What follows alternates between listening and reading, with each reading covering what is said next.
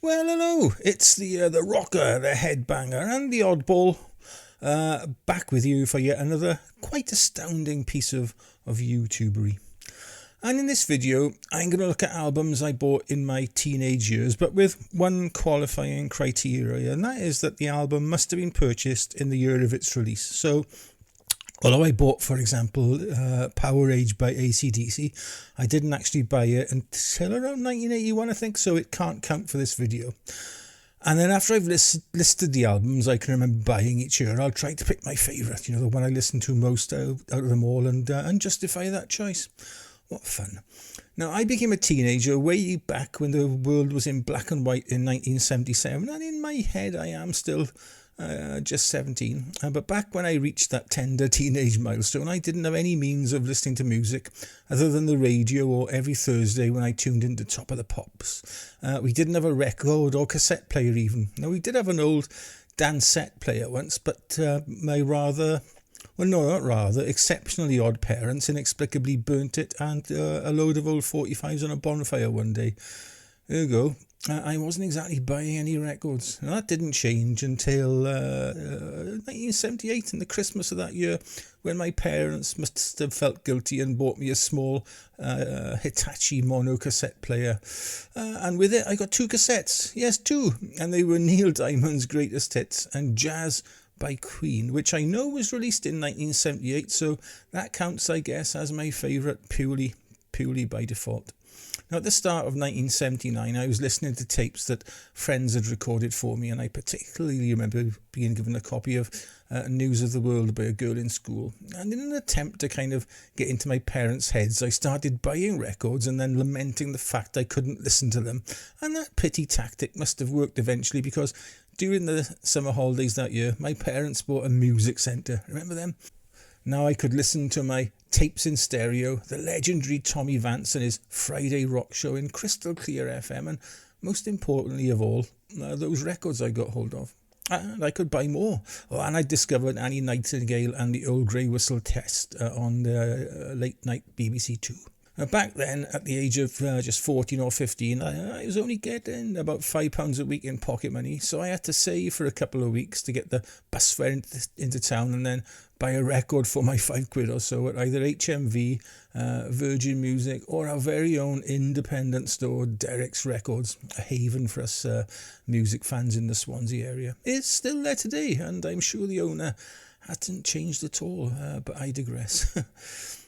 So to start off this list, these are the records released in 1979 that I remember buying in that year of release. And they are AC/DC's Highway to Hell, Unleashed in the East by Judas Priest, Pink Floyd's The Wall, Machine Gun Etiquette by The Damned, and Queen's Live Killers. Now, the one I recall playing most of all was Live Killers, so that has to make it 2 from 2 for Queen. After all, I'd seen the Crazy Tour to go with my album, and the memories listening to it still take me back to that November night in the NEC in Birmingham.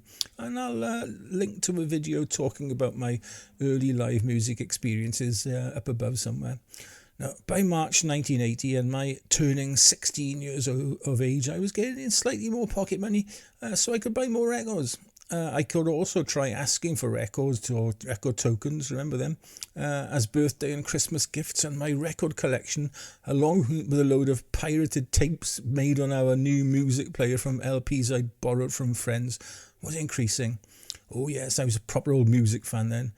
And by 1980, I'd kind of decided that hard rock, heavy metal, classic rock, call it what you will, was my music, and my record buying habits, well, by and large, started to reflect this. The records I remember buying that year are Ozzy Osbourne, Blizzard of Oz, Rush, Permanent Waves, AC/DC again with Back in Black, Gillan's Glory Road, Duke by Genesis, Dire Straits Making Movies, it's a long list, Queen The Game, Ace of Spades by Motorhead, the Black Album by The Damned, Bruce Springsteen, The River, which was a Christmas present that year, Judas Priest again with British Steel, Iron Maiden's eponymous debut, Metal Rendezvous by Crocus, and another Christmas gift, Live in the Heart of the City by Whitesnake. Now, As for a favourite or most listened to, that's a tricky one, as I spent pretty well every spare moment outside studying for my O-levels. Yes, I am that old, listening to music. But I'm going to have to pick British Steel as a favourite. I also bought Killing Machine that year and was becoming a bit of a Priest fan. British Steel was different to Killing Machine and the live-ish, Unleashed in the East. It was a far more commercial album with a number of hit singles taken from it. And with those singles, Priest was bringing metal to the masses, and I could get to see my heroes quite regularly on Top of the Pops every Thursday evening. Now, 1981 was a great year. I had no pressure of exams to study for, so more time to dedicate to music. And this saw my girlfriend and me taking in live gigs like Sabbath and Priest and the Heavy Metal Holocaust, as well as share the music we were buying and getting into. My pocket money increased again, lucky me, and I bought these records from that year. Oh, don't laugh, but Flash Gordon by Queen. I'm a Queen fan, okay? Iron Maiden's second album, Killers. We discussed that in the last video, if you remember. Ozzy Osbourne's Diary of a Madman. The Human League. Yeah, it was Dare by the Human League. A left field gift from my parents for my birthday, I think. No Sleep Till Hammersmith, the live album by Motorhead. Point of Entry by Priest, Gillan's Future Shock, and Roger Taylor from Queen with Fun in Space. Now, not many records, you might think, and a shorter list than 1980, but by then I was starting to collect older albums from my favourite artists, so records like A Day at the Races by Queen were purchased, but they can't obviously qualify for this video. Of the ones released in 1981 though, my favourite has to be Killers. Now, I loved Iron Maiden with a passion, having seen them in my home city in 1980, and Killers to me was just a perfect album.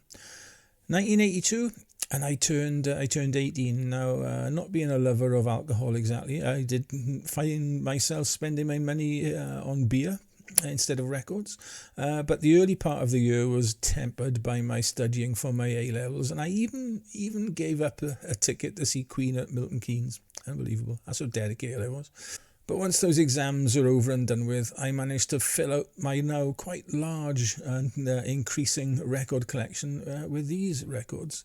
Bruce Springsteen's Nebraska, Number of the Beast by Iron Maiden, another Priest one in Screaming for Vengeance, Magnum's Chase the Dragon, a strange record here, The Unexpected Guest by Demon, Magic by Gillan, bit of a disappointment, UFO's Mechanics, and Bernie Tormey with Turn Out the Lights. I loved the white vinyl version of that. It's really hard to pick out a favourite again, as older music was taking up more of my years. But you'd expect these years, but you'd expect the Iron Maiden album to be my most listened to, but it wasn't, as I recall. And I really remember listening to Bruce Springsteen's Nebraska. I loved its lo-fi production, and as I was playing in bands at the time, the thought of recording tracks at home must have been appealing to me, I think. Now on to 1983 and my last year as a teenager. My record buying habits changed massively as I sought to further expand my collection of older records, and I was getting into older classic rock from the likes of Heap, Led Zeppelin, Deep Purple, and of course my favourite band, Queen. Now, of those albums in my collection released and bought in 1983, then only this few spring to mind. ZZ Top's Eliminator, I think that was a gift. Iron Maiden, Peace of Mind. Brian May and Friends with his Starfleet project. Ozzy Osbourne's Bark at the Moon, and Bernie Tormey's follow-up album to Turn Out the Lights, Electric Gypsies. And it's that last record, Electric Gypsies, that is my favourite. I listened to it to death, really loving its sheer rawness. It was music I could see myself playing and enjoying. So there we have it. Records released and bought by me during my teenage years. Now, bear in mind, it's a long time ago, over 40 years. So memories may be fading, and some records may be a year out, but I've tried to be as honest and genuine to the principles of this video as I could be. Anyway, what records can you remember buying in your teenage years, particularly ones released in that same year?